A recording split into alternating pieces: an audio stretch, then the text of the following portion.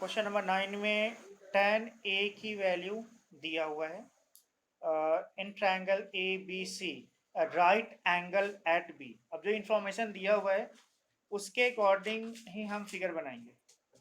तो इंफॉर्मेशन में right angle triangle दिया हुआ है और बी पे राइट एंगल है तो बी पे ही राइट एंगल बनाएंगे।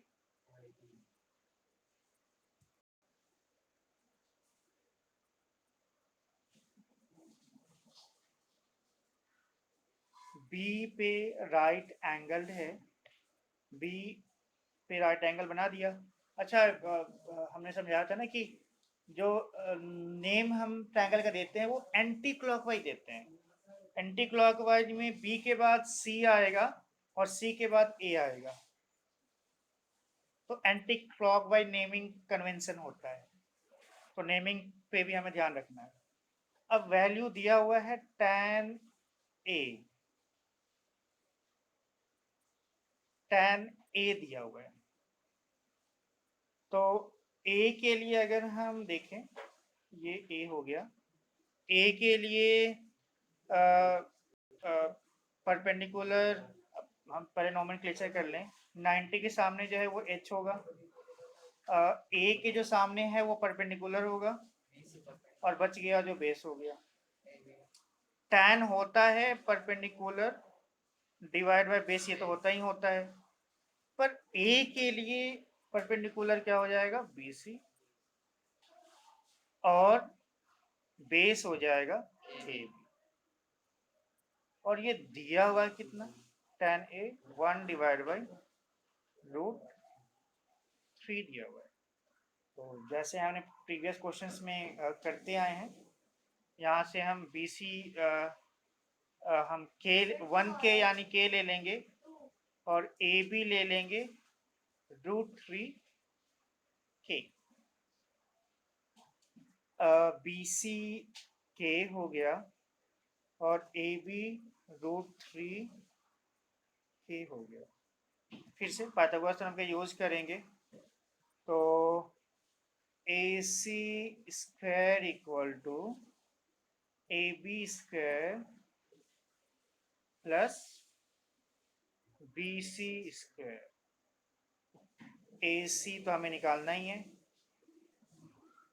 ए बी की वैल्यू के और बी सी की वैल्यू √3k स्क्वायर।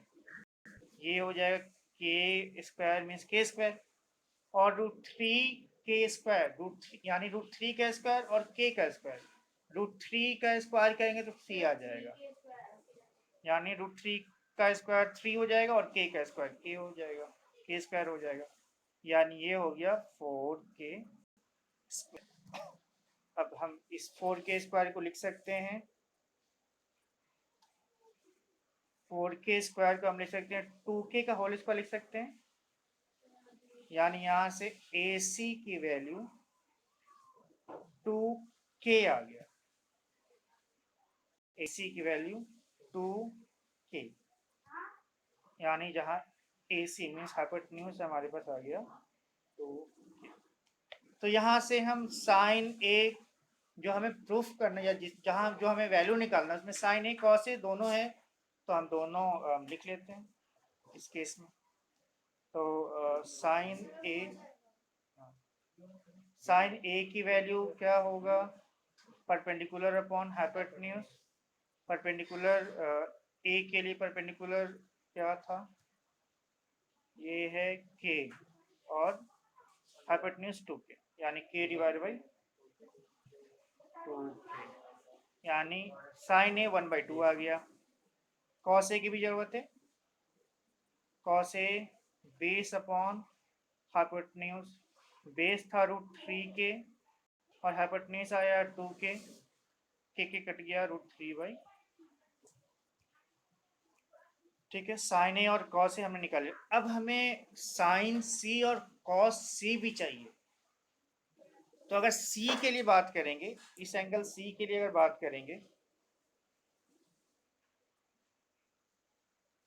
अगर हम सी के लिए बात करें तो साइन सी, सी के लिए परपेंडिकुलर क्या हो जाएगा, ए बी और हाइपोटेन्यूज हो जाएगा AC।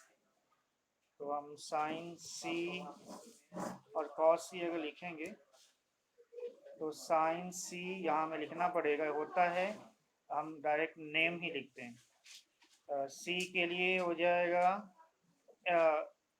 Perpendicular A B divide by A C हमें लिखना होगा, A B divide by A C. और ए बी क्या था, √3 के था,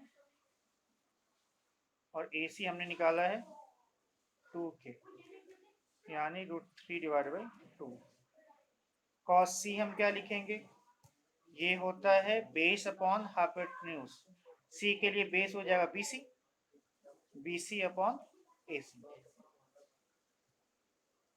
BC divide by AC। BC K है और AC हमें निकाला है 2 के 1/।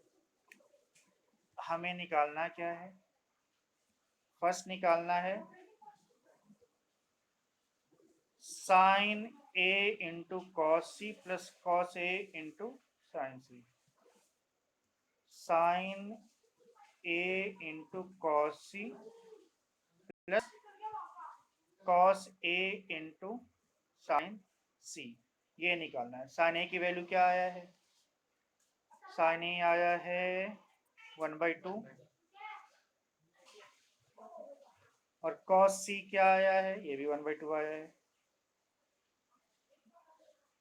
कॉस A क्या आया है, √3/2 आया है, और साइन सी क्या आया है, ये भी √3/2 आया हुआ है।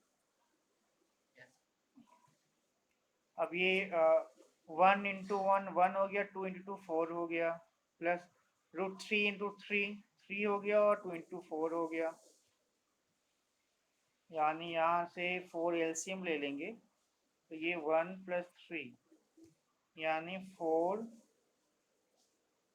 डिवाइड बाई 4, यानी वैल्यू आ गया, यानी हमारे पास आ गया sine A into cos C plus cos A into sine C, इसकी वैल्यू प्लस में यहाँ